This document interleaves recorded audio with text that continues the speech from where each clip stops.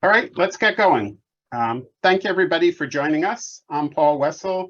I'm the director of the Greater New Haven Clean Cities, and this is a kickoff of a hopefully collaborative effort to confront and drive new ways to move our goods around Connecticut and the globe. This is an overview with deeper dives planned for in the future. Over the next hour, we want to talk about why medium and heavy duty trucks are important to Connecticut, a little bit about the changing federal and state legal climate, some about how the industry, shippers, truckers, and manufacturers are responding, ways in which we might work together to move forward, and your insights. There's just a couple of details. Please keep yourself muted until we open up. Feel free to use the chat. I'm sure I'll make some mistakes, so I appreciate your input. We'll be sending the slides and a recording and some resource links out. I'm going to move quickly through the presentation. There are links in all of the slides, or almost all of the slides, because I want to make sure we have time for discussion at the end. Please feel free to use the chat for suggestions, questions, comments. I have it up here, so I should see it if you chat me something during this. And about 2/3 of the way through, we're going to open it up for discussion, and we really want to hear from fleets. We know we have a lot of people involved with a lot of things to sell and a lot of great solutions. But I'm hoping really what we can focus on here is hearing, at least today, and hearing from the fleet's needs. So 3 takeaways from today, just to think about as we enter into this discussion, is that change is afoot. It's overwhelming, can be exciting.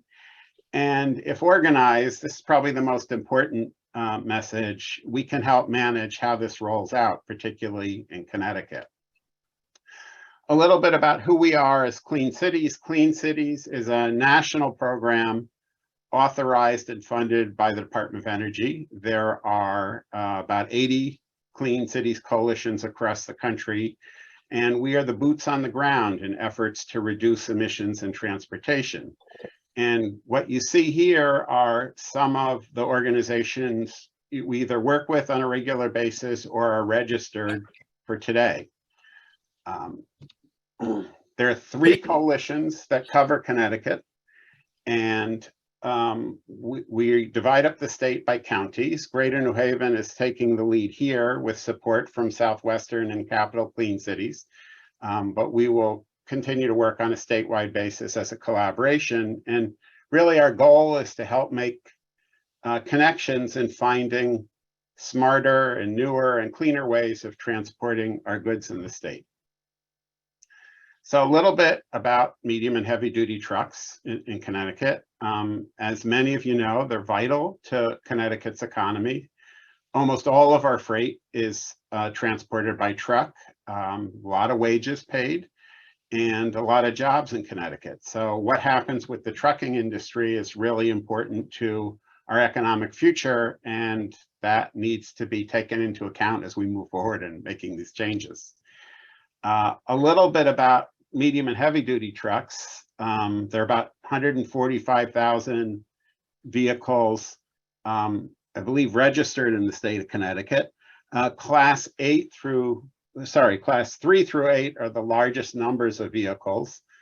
Heavy duty pickup and vans are probably the easiest to address in terms of reducing emissions. And the larger class 7 and 8 vehicles down there at the bottom, those smaller in number, burn almost the same amount of fuel and create comparable emissions to the 100,000 or so class 3 through 8 vehicles. There's a lot of work going on in the school bus space. We've done a lot of that work along with the other Clean Cities coalitions in the state. We're just not focusing on them today. Our focus is really on trucks in the medium and heavy duty space. And why this is important is that medium and heavy duty trucks represent 6% of the vehicles in the state, but have an outsized impact on our transportation emissions. And that's purely because of how historically we have chosen to fuel them. And this is something increasingly policymakers are looking at and wanting to do something about. And this isn't about saving the planet. Planet's a rock. It'll do just fine no matter what we do. But it is about our health, about heat-related illness, asthma, and COVID-like viruses, and more that we'll see becoming greater problems as the planet heats up from all our carbon emissions. And it's also about Connecticut shoreline, both rich and poor. This is the bottom left there is New Haven, where I live, but New Haven, Branford, Madison, Guilford are all threatened by rising seas, which we're starting to see more and more of, and more storms as the planet heats up. So the question is, what do we do about that? So at a state level, at a federal level, policymakers are looking to figure out how we make this transition to a smarter, cleaner approach to moving our goods around the country.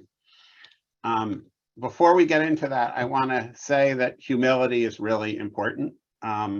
Policymakers, politicians are often not humble, but for the better part of the last century and continuing today, government policy has driven and subsidized fossil fuels in the vehicles we drive. We've long had a practice as a society or as a government of picking winners and losers. So this is nothing new to focus on this. It's just that we're starting to realize what this means to our future and our health and our families. So federal policymakers are really trying to shift course to embrace smarter, less harmful transportation technologies. Here's an announcement from just 3 weeks ago of Biden's commitment to require only zero emission, at least at the tailpipe, trucks in the marketplace in the next 18 years. The good news is that Washington is backing this up with some real money. There's a commercial electric vehicle tax credit that's starting in less than a month. It will provide a credit of $40,000 for bucket trucks, dump trucks, step vans, refuse trucks, and the like. The IRS is scrambling to figure out the details on this. And if people desire, this is something we can do some more research on. So let us know in the chat or in survey that's going to be at the end of this webinar to know if that's of interest to you. There are a lot of things we can do a deeper dive into. We just want to figure out what fleets in Connecticut are really interested in. The Department of Energy, who sponsors us, continues to fund research and investments in approaches that improve medium and heavy duty truck efficiency and reduce emissions. This November 1st announcement, many of these examples are within the last month, is about funding major truck manufacturers to develop electric and hydrogen fuel cell trucks. Additionally, the EPA is looking to upgrade or update its greenhouse gas standards for vehicles, particularly where electrification is advancing, including commercial delivery trucks and short-haul tractors.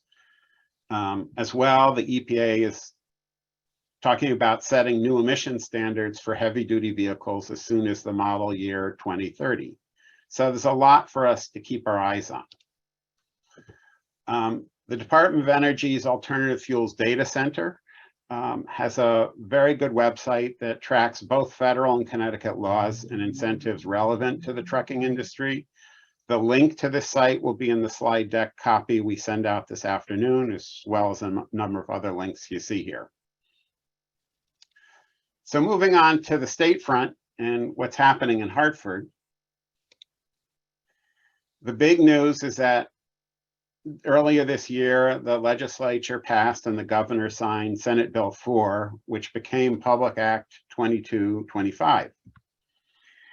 And among other things, this piece of legislation allows the commissioner of the Department of Energy and Environmental Protection, otherwise known as DEEP, to adopt California standards for medium and heavy duty vehicles. And if Connecticut does this, it requires us to adopt California's amendments to that plan as well. And what that means, again, is something we're going to follow up on and are happy to share if there's interest. We have a fleet manager in Oakland, California, and a fellow Clean Cities director who suggests this is something we should probably keep an eye on. So it's important to understand the legislation that's been passed and the impact it's going to have, and it's something we're going to do some work on. DEEP explains that the California medium and heavy duty standards would affect the types of vehicles for sale in Connecticut and not mandate actions by fleets. And we expect to be hearing more from DEEP about this in 2023. And similar to the federal legislation, as well as the sort of sticks that they're asserting, Public Act 2225 allows DEEP to establish a subsidy program to write down the cost of electric and fuel cell trucks. They got quite a bit of funding to be able to apply towards this. Again, it's in the works and we'll see.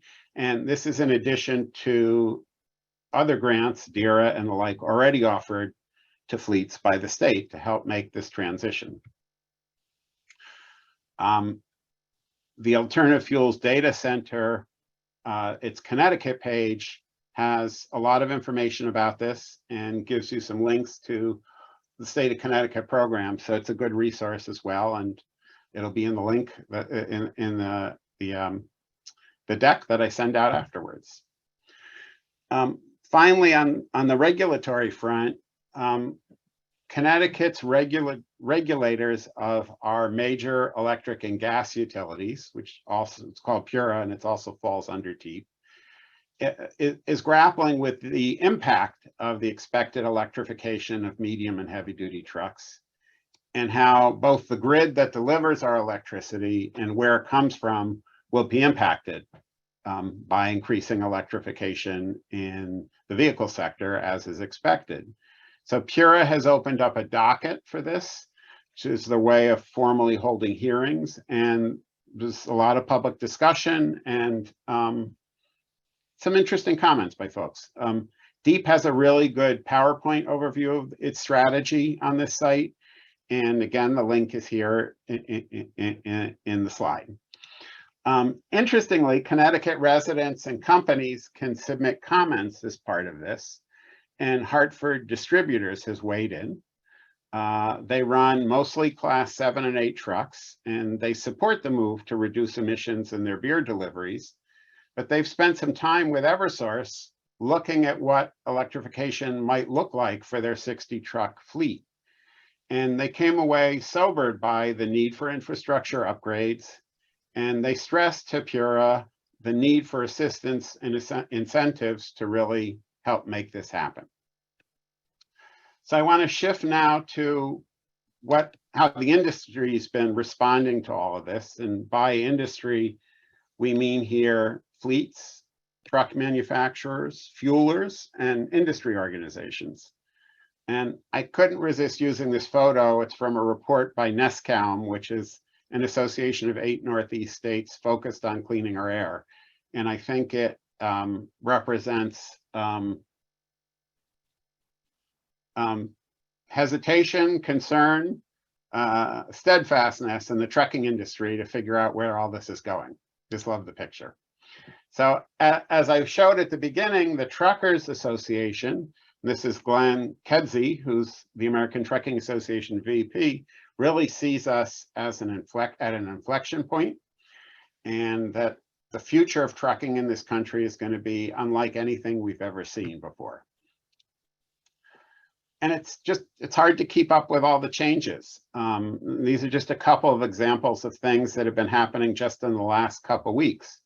So just last week, Cummins, a major engine manufacturer, completed its acquisition of Siemens unit that produces electric drivetrains. I mean, they're seeing the future of truck transportation is going to include electrification, and they're moving on it. And I don't know if you saw this, but just last week, Tesla announced its electric Semi completed a fully loaded 500-mile haul, something people were dubious about. I think Forbes probably overstates the importance of this in their headline, but it is a headline, but it's significant. And just yesterday, Ford announced it'll deliver 2,000 electric vans to DHL by the end of next year in its own marketing website, and launched its own marketing website on the Inflation Reduction Act.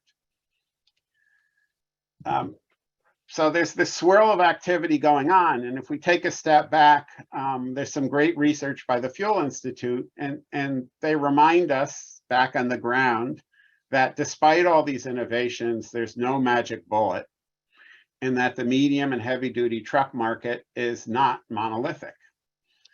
And they did a very interesting study, and they've got a website with a copy of the study and some videos, and they break down the market and suggest where the opportunity might lie and where we'll be hard pressed to deliver on the vision of a decarbonized trucking future. So it's well worth checking out this site. One of the things they did was recognize that while there's innovation in the electric truck market and the potential of hydrogen, the capital expense can be significant, and that's something we're going to have to grapple with. And if you look at the promise of renewable fuels, things like propane and natural gas made from renewable resources, it's great, but the supply is very limited, at least in the Northeast. They just have some really good information worth looking at and worth exploring. So elsewhere in the industry, everybody who's a fossil fuel provider is jumping on the green bandwagon and weighing in on where things are heading and how they themselves are part of the green future. Here's some promotional materials from the diesel industry. The propane industry itself has, thanks Abby for posting that. Propane industry itself has a whole PR blitz around the importance, as they see it, of propane in the mix here. So there's somewhat of a battle among the fuel providers and the technology companies about where all this is heading and what's the best approach. And that battle is probably really good because it's going to help us sort out some of these things. Competition is good. People are making all sorts of claims, and let's see what's real and what we can count on. And we have some great resources here in Connecticut that can help us through this. So a number of Connecticut fleets are currently using propane to cut their emissions and their fuel expenses. Don Cusson, pictured here on the left, is a vehicle upfitter in Windsor, and he's been converting vehicles from the AAA, from the town of Greenwich, from Yale and others to propane. He's a really great resource for information. He's a character, and we'll likely do some sort of event with him in the coming year to help people understand some of the benefits and maybe some of the limits about what propane can do. All American Waste, which operates in New Haven, New Milford, Enfield, and South Windsor, has been running natural gas in its refuse trucks for almost a decade. It's helped reduce their emissions. It's helped save them some fuel costs. And I think we may have a couple of people from All American Waste on the call today, and hopefully they can give us some insights in a little bit. And we may look to them to do a deeper dive in the future if there's interest in learning more about natural gas vehicles and how they can be used in the medium and heavy duty space. Finally, in terms of local examples, Yale's been experimenting, testing different fuels for years. George Longyear and Ron Gittleman are the heroes in this story. Ron has a number of lumps on his head from bumps in the road through this journey. They've used biodiesel, they've used propane. They would use more electric vehicles if they could get them, but the supply chain issues still hold them back. And we're planning on sharing some of their lessons in the coming year as well. Another source of I find very helpful information is the North American Council for Freight Efficiency. It's a collaboration with the Rocky Mountain Institute, which does a lot of very smart research into energy in the country. And the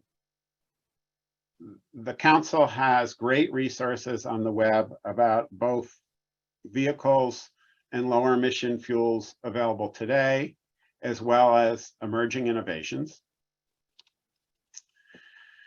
And they have a great program called Run on Less, which is a cross-country road show. And in it, they've produced wonderful videos of drivers' experiences with these new vehicles and the new technologies and how they fared. And if I can get the technology to work, we're about to see a 3.5-minute clip from, hold on there, from one of their most recent Run on Less roadshows.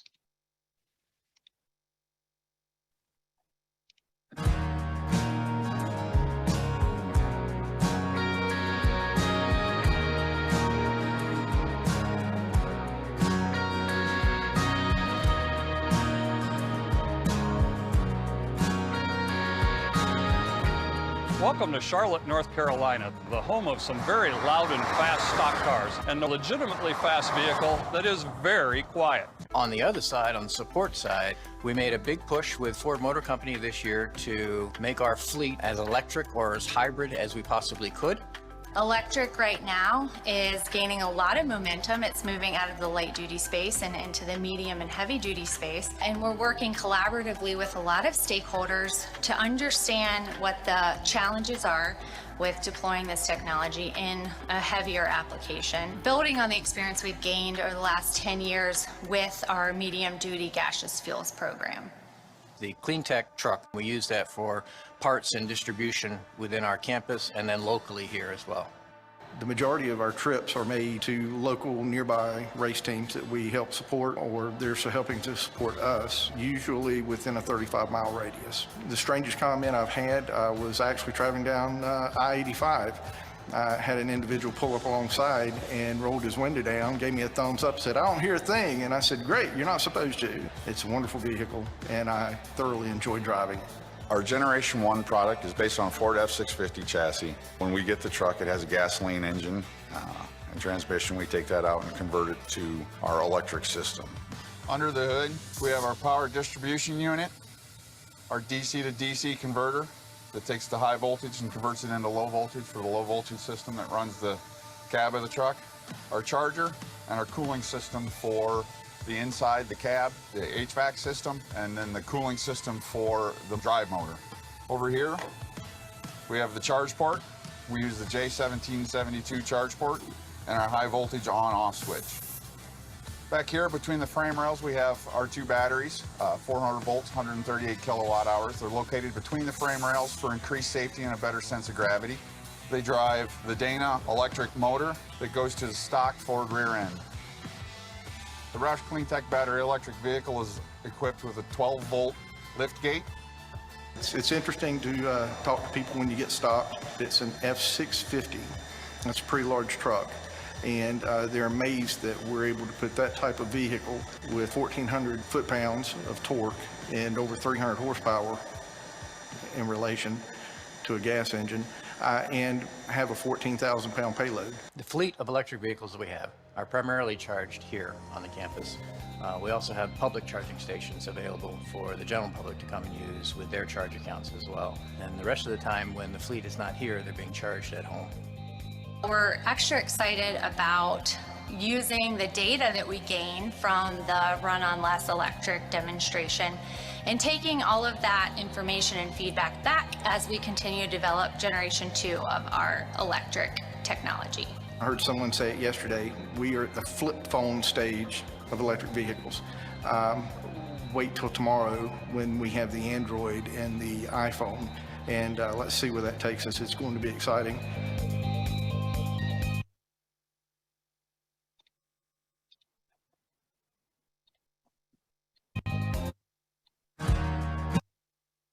I love that, the flip phone stage. It's early, and innovation in the marketplace is really incredible, and it's being driven by concern. It's being driven by things that people have realized they can do to move us, and it's driven by federal policy. So there's a lot more from of those kinds of videos and on their website. You know, another vehicle that we actually have access to here in Connecticut is this Nikola, I think it's pronounced Tre. It's been delivering these Class 8 electric semis this year. They've got one in Wallingford, and the Alta Nikola folks will be putting something together for us this winter about this. And here's another, this is just a 1.5-minute vehicle about a California fleet's experience with the Nikola Tre.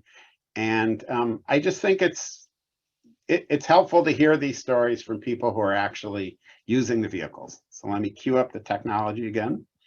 Oh, we're good. Here we go.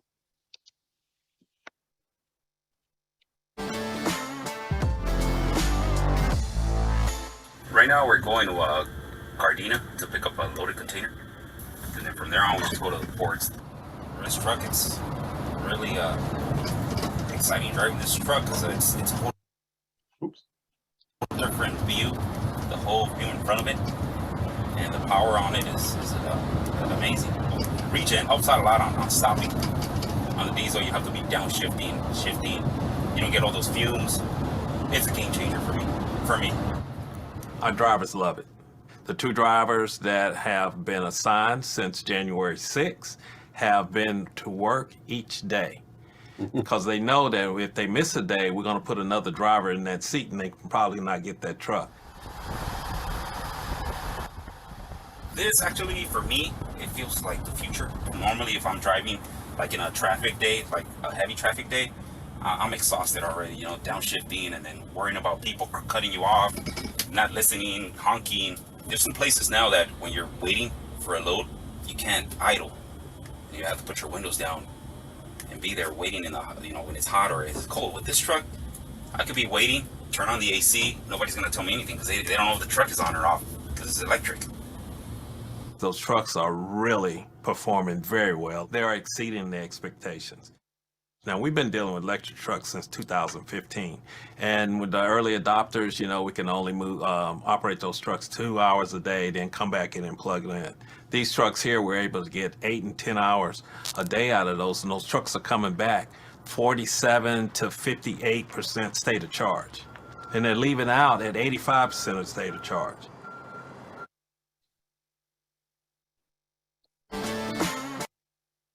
I love that dispatcher. He's great.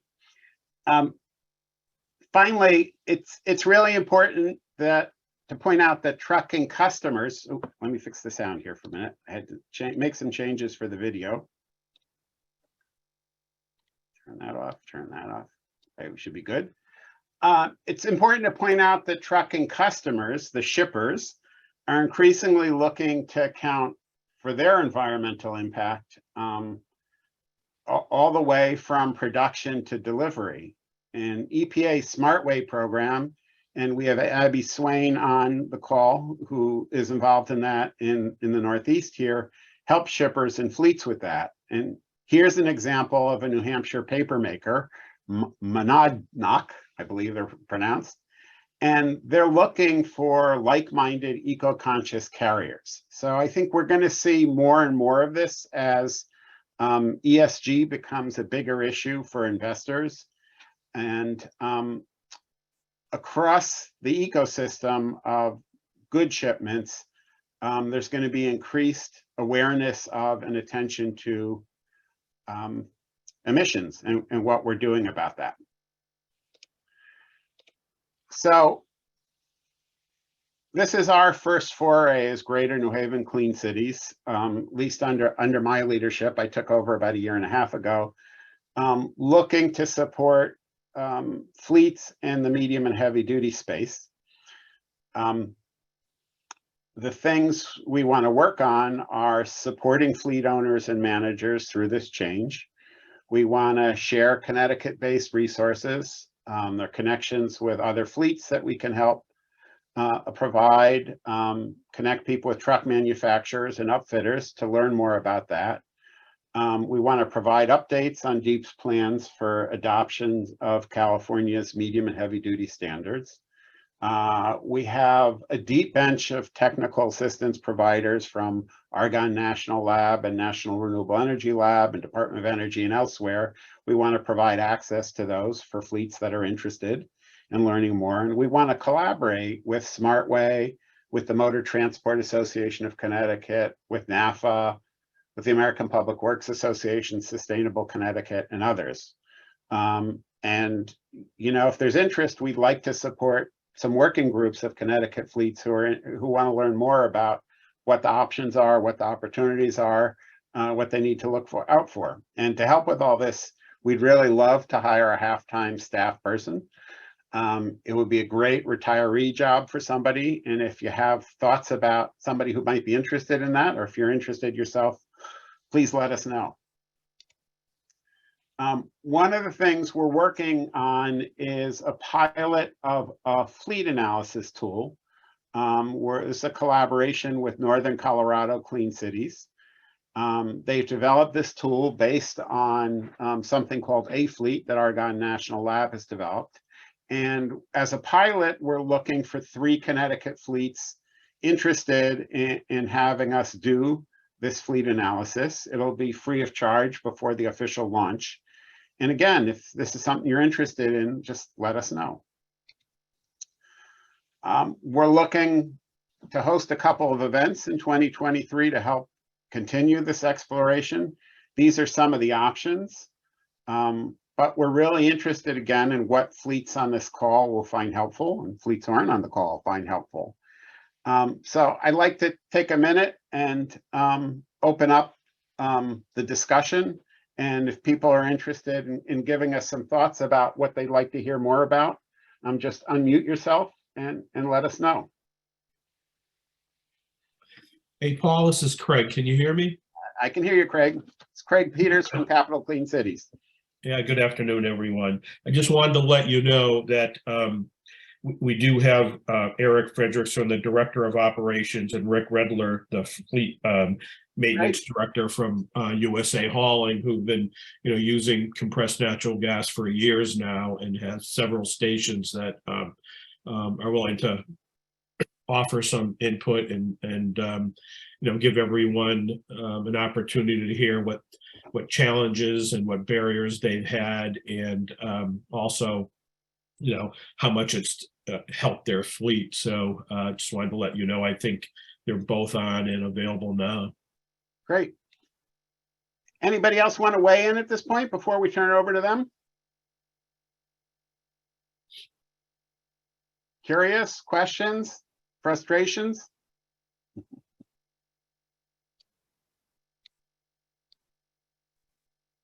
Hi, Paul. My name is Vincent Stetson with the town of South Windsor. Hey, Vincent. How are you doing? Good. Yeah, I a couple of years ago started to do some research about how to get our municipal fleet kind of electrified and taking some baby steps. And we were working with a company out of New York who was still developing their product. And, we were really keen on maybe getting one into the door. But unfortunately, they wanted a contract where we would commit to buy 3 of them. And it sort of priced us out right out of the gate. And then conversely, with, just automobile EVs conversations that I've been having with vendors, we brought them into the town garage and just kind of did a thought exercise as to what the infrastructure would look like if we had to charge 30, plow trucks. Yeah. And it is just an enormous task to imagine taking on. And I'm looking forward to learning more about how we can kind of work together as a group with all the stakeholders like Eversource and, all the automobile developers to just make a process where towns don't fund the, research on it, and B, where it's not all at once, because it's just very difficult for towns to absorb all that, because you're looking at millions of dollars of infrastructure just to put in the charging stuff that you need to make this possible. It's huge. Are you working with APWA or Connecticut Conference of Municipalities or anybody else on this? So I was just kind of working on my own during COVID, and we're getting a hybrid vehicle into the fleet, and we could not leverage the ZEV initiative that just came out through DEEP. So we're hoping to maybe get on that. But like you were saying, the emissions is really coming from the heavier duty trucks, and just really keen on seeing how that industry develops. And there's two parts of it. There's the actual truck part that ain't cheap, but even more expensive is the power. And you almost need a dedicated transmission line to the garage. Imagine if you were charging them all at once in the middle of a snowstorm. Yeah, that was Hartford Distributors realization as well. Yeah, well, hopefully we can help aggregate some resources to work on this. Anybody else want to weigh in? Thanks, Vincent. Anybody else want to weigh in before Eric and Rick tell us a little bit about All American Waste? Paul, this is David Gable from Hokan Gas, and obviously we're kind of at a crossroads here, and you showed the video from Roush touting the electric vehicle that they're running, which they've been using a propane vertical for probably 6 or 8 years on with Ford's engine platform. Was a 6.8, now the 7.3. And then Cummins has now linked up with Siemens, I guess, for electric vehicles, and Cummins is also working on propane, already has natural gas, and has been working on a propane engine for general use in the public. And so I don't think there's any real answer. There's no complete solution yet. As the senator from Rhode Island said, there's no silver bullet, but there are a number of silver BBs. Yeah, thanks, Dave. Anybody else want to weigh in? Yeah, Paul, this is Dwight Ryanowitz from the town of Vernon. I have to agree with Vincent on this. I think electric's interesting, and I mean, if you look at automobile history, they had these things back when cars were first coming out. Yeah. But I share the same concerns. The infrastructure's not there, and it's cost prohibitive. I'm not exactly sure why local government and federal government is pushing electric so hard. During the Clean Air Act days, natural gas was huge, propane was huge. I worked at a public utility. Over 70% of our vehicles were running on either propane or natural gas. Unfortunately, one of our presidents decided not to renew the Clean Air Act amendment, and all the incentives went away. The United States has an astronomical amount of natural gas, and it's clean, it's energy efficient. Emissions would be way down. We were starting to get infrastructure across the United States. There was, now you would have an app for the fueling stations. I think if it would have been renewed, you wouldn't even need an app anymore. It'd be at every station. And I just don't understand why that's being overlooked again. Is it because it's a fossil fuel still? It's, that you mentioned propane options here, but I just don't understand exactly the direction the government wants to go in. The other thing is they push so hard on medium truck emissions that these things don't run right anymore. There's constant, check engine lights. You can't tell me that it's energy efficient pulling over on the side of the road and letting your truck burn up for a half an hour to try and clear a light. It's just, it's frustrating from a fleet management standpoint and from a taxpayer standpoint, and from a truck purchase standpoint. It's very frustrating. And I just see that frustration growing even more with electric. I think Roush, got a little bit of ching there. It's easy for them to make an electric vehicle, but and once again, Tesla, a 500-mile range, that's nothing. That's nothing. Oh, I just you asked for frustrations. Yeah, I'm sharing them. It's great. And I think fleet managers are where, pardon the expression, the rubber meets the road. And policymakers have lofty goals and look for solutions. And the reality is this is really hard to do. And we've spent 100 years or so refining fossil fueled vehicles. And there are good reasons to be looking at that, taking a second look at it, and thinking about what our options are. There's incredible movement on making internal combustion engine more efficient and getting more bang for the buck out of the fuel. And there's a lot. This is not a simple journey. There's a lot that needs to happen. And we're hoping to engage you all in helping Connecticut's policymakers understand that and learn some things ourselves. Anybody else want to weigh in before we hear from Eric and Rick? Hey, Paul, it's Mike Cicero, Clean Energy, real quick, just to answer some of Mike's questions. Dwight, you hit the nail on the head. A lot of frustrations. We heard all about electric and propane, but nothing's being said about renewable natural gas. And I know, Paul, in the beginning, there's not a lot of sourced and secured and produced being dispensed in the Northeast. That's not true.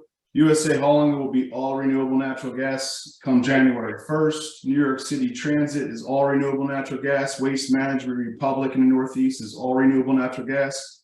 So moving forward, yes, the big frowned upon thing with compressed natural gas is, it's a fossil fuel, even though it's significantly cleaner than diesel, but it's still considered a fossil fuel. Well, moving forward, there's zero objections with renewable natural gas.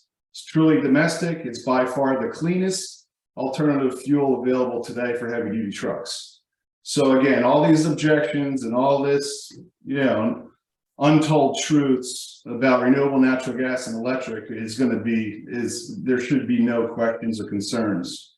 I think as an industry, I'm on the New Jersey and Virginia Clean Cities Board, and I just think we need to do a much better job educating and telling the truths. I'm all about, there's no one silver bullet when it comes to reducing emissions and foreign oil displacement, but we have to be realistic on what's truly viable today and what might be viable 10 years from now. Else we're going to get nothing done. So that's just my 2 cents. And if anyone has any questions on renewable natural gas and the benefits of it, I'm here. Thanks, Mike, for correcting me and for weighing in. Why don't we flip over to Eric and Rick now? If you want to turn on your cameras, I stopped off the screen sharing because it's a good segue. And I'm really excited to hear that All American is moving over to renewable gas the first of the year. So Rick and Eric, tell us about what's been going on. Hi, Paul. Thank you. Can you guys hear? You hear me okay? Yep. Okay, great. Thank you. I'm Eric Frederickson. Rick Feather here with USA All American Waste. Mike stole our thunder. Thanks, Mike. So thanks for the invitation. I guess to give a quick 30-second, 40,000 foot view in 30 seconds. We run about 350 trucks here in Connecticut and Western Mass. About 100 of those right now are natural gas. We started into that arena back in, it was 10 years ago in 2012. Was the first natural gas truck we put on the road. I think that was that picture you shared earlier. So yeah, we have about a third of the fleet of our class 7 and 8 trucks now are natural gas. We've got another 20 trucks on order here for next year. And I guess maybe an opportunity here to we'll walk through the title, the good, the bad, the ugly. No ugly that we could come up with as we were talking. I know we've got some of the towns on, South Windsor. We collect natural gas. We operate natural gas there in South Windsor for that, for that collection. And that was, that's part of the initial foray here, was looking at our route trucks and partnering with our municipalities and making the commitment back 10 years ago to actually build stations. And that's been the struggle, has been the infrastructure side of things. So I guess maybe to touch on the bad first, we've got the infrastructure struggle. Right now, we've got 4 stations in Connecticut. We've got all of which we're partnered with Clean Energy on. We've got a station in New Haven. We have a station in Hartford. We have a station in East Windsor. All 3 of those are both well, I shouldn't say both. They're fast fill stations, and then for our own fleets, we operate time fill stations at 2 of those. And then we also have a time fill only facility in Watertown, in the Waterbury area for our own fleet there. So we drank the Kool-Aid and we started down this road. And so I guess maybe that's part and parcel. We're committed for that reason, right? The bad, I'll talk maybe on the equipment side of things quickly here, but the incremental cost, like any of the technologies you mentioned here this morning, it's more than diesel. So the incremental cost we've seen for our trucks on both the engine and then the fueling system side of things range anywhere between $60,000 and $80,000 a truck. That's bad. Put that in the bad category. It requires some real analysis when you're figuring out life cycle cost of equipment. And the other side of that on the equipment is really the resale market for us. So we've been very fortunate. We try to turn our fleet over every 5 to 6 years. It's been the pattern we followed for the last 30. We've been fortunate to find outlets for our natural gas trucks over the last number of years, to the credit of our partners there with Clean Energy helping us out in a number of instances there, but that is an ongoing challenge. And I think the more our fleet gets saturated, the harder that becomes on the resale side of things. So, how do you do on fuel costs? Fuel costs are controlled. So it's, becomes a function of the variance to the delta to diesel, right? So right now we're okay. Diesel is above $5 a gallon. It makes sense for us. When we first started down this path 10 years ago, we had a couple of years where it looked like that was, boy, we had made a hell of a decision here, and then a couple of years later, we said, what the hell were we thinking? And it's come back around recently here. So it does ebb and flow with the market and with the with the cost of diesel. But that ultimately, that's really the driver. And I guess we can touch on that with the good, but maybe to finish up on a couple of the bad things here. And Rich had a couple notes here on our maintenance experience. So the bad that I have for the diesel compared to CNG, we have cost per mile. Parts are a little bit harder to get than some of the diesels. There's more extensive PM services that we do, preventive maintenance services. They're more entailed. There's more filters on a CNG compared to a diesel. So again, drives up the price. Major maintenance repairs. We're running them a little bit longer, so we have had to do a couple engines, rebuild their engines. More mechanic training. They got to be specialized more to work on a CNG compared to a diesel.